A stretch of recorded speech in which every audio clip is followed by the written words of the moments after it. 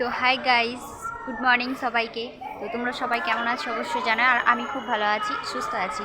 আর আমার সাথে আজকে কে আছে, একটা ছোট্ট ব্লগ বানাবো। তো তোমরা আমাকে একটু সাপোর্ট করো আর বেশি বেশি শেয়ার করো, লাইক করো, ফলো করো। হ্যাঁ, তো আজকে দিদির বাড়ি এসেছি। তো তোমাদেরকে দিদির বাড়িতে যা যা আছে তোমাদের একটু একটু করে দেখাবার চেষ্টা করবো। অবশ্যই সব কিছু দেখা সম্ভব হবে না, তো কিছু কিছু জিনিস একটু দেখাবো। হ্যাঁ, কারণ পরে দেখা হবে সব কিছু।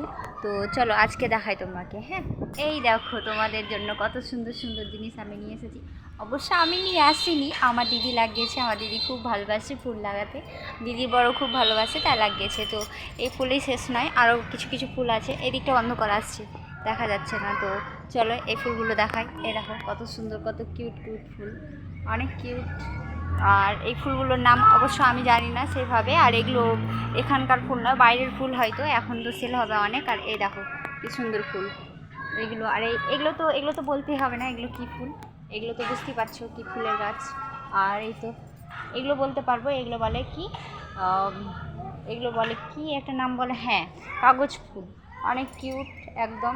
আর ফুল ছিঁড়তে হয় না, তো আমি ছিঁড়ে নিয়েছি। এটাই আমার স্বভাব, মানে খারাপ বললেই চলে। ছিঁড়তে হয় না তবু ছিঁড়ে নিই। তো তোমাদের কেমন লাগলো অবশ্যই জানাবে।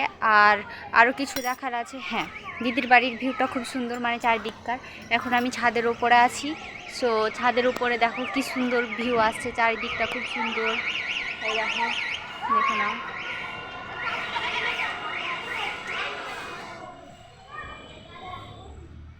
তো আমি এসেছি, তো আমার খুব ভালো লাগছে। তোমাদের কেমন লাগছে অবশ্যই জানাবে। তো এখনকার মতন টাটা।